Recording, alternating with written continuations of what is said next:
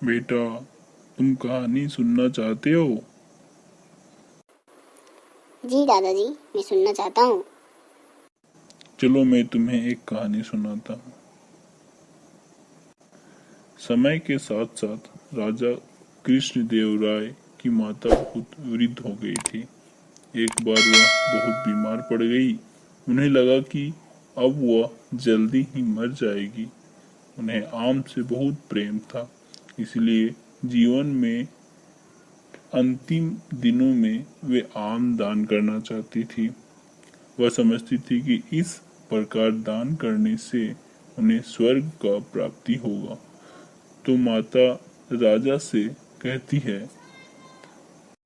बेटा, मैं अपने अंतिम दिनों में ब्राह्मणों को आम दान करना चाहती हूँ। ठीक है माता, मैं ब्राह्मणों को कल ही बुलाता हूँ। सेनापति, जाओ और विद्वान ब्राह्मणों को बुला लाओ। जैसी आपकी आज्ञा महाराज। मैं अभी जाता हूँ और बुला के लाता हूँ। लेकिन माता अपने अंतिम इच्छा को पूरा किए बिना ही मृत्यु को प्राप्त हो गई। लेकिन राजा अपने माता का अंतिम इच्छा को पूरा करने के लिए ठान लिया। फिर क्या हुआ दादाजी? जी महाराज साहब, बताइए क्या काम है? इतने जल्दी में आपने मुझे क्यों बुलाया है? ब्राह्मण जी, मेरी माँ का अंतिम इच्छा था कि वे आप लोगों को आम दान कर सके, पर वे इच्छा पूरा किए बिना ही मृत्यु को प्राप्ति हो गई। यह तो बहुत ही बुरा हुआ महाराज। अंतिम इच्छा के पूरा ना होने की दशा में तो उन्हें मृत्यु ही नहीं मिल सकती। वे प्रेत योनि में ही भटकती रहेगी। महाराज, आपको आत्मा की शांति के लिए उपाय करना चाहिए।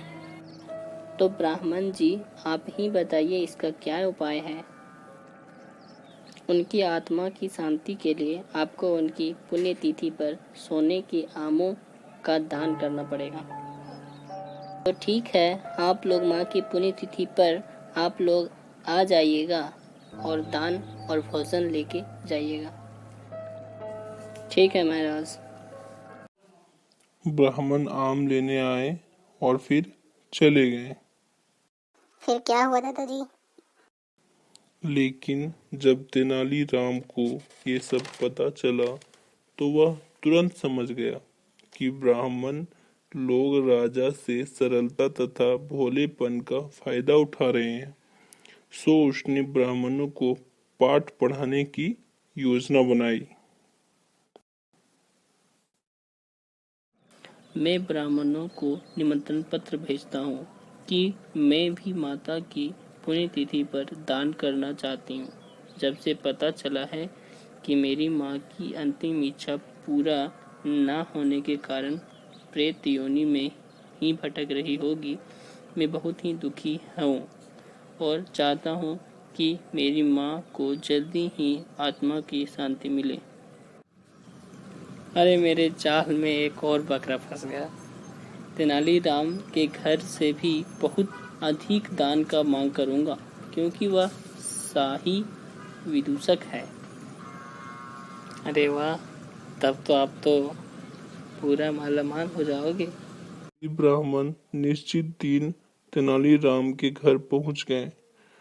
ब्राह्मणों को स्वादिष्ट भोजन परोसा गया। भोजन करने के बाद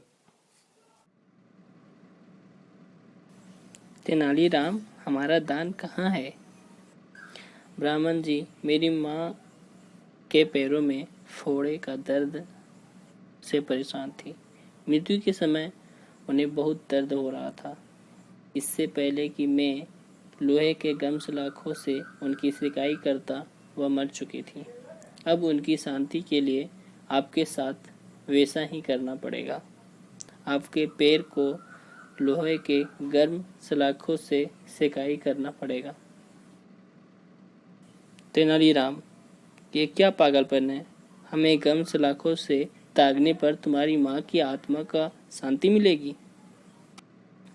नहीं महाशय, मैं झूठ नहीं बोल रहा। यदि सोने के आम दान देने से महाराज की माँ की आत्मा को स्वर्ग में शांति मिल सकती है, तो मैं अपने माँ की अंतिम इच्छा क्यों पूरा नहीं कर सकता? यह सुनते ही ब्राह्मण समझ गए कि तेनालीराम क्या कहना चाहता है। तेनालीराम, हमें क्षमा करो, हमें वे सोने का आम तुम्हें दे देता हूँ, बस तुम हमें जाने दो। अच्छा ठीक है, सोने का आम वापस करो और जाओ। कि तेनालीराम क्या कहना चाहता है, लेकिन ब्राह्मण तो लालची थे, तो उसने जाके राजा को बता दिया कि तेनालीराम ने आम हमसे छीन लिया है। सेनापति, जाओ और तेनालीराम को बुला लाओ। जी महाराज, जैसी आपकी आज्ञा। जी महाराज, आपने मुझे बुलाया। अगर तुम्हें सोने का आम चाहिए तो हमसे बोलते, तुम इन ब्राह्मणों से क्यों लिया? तुम इतना लालची कैसे हो सकते हो?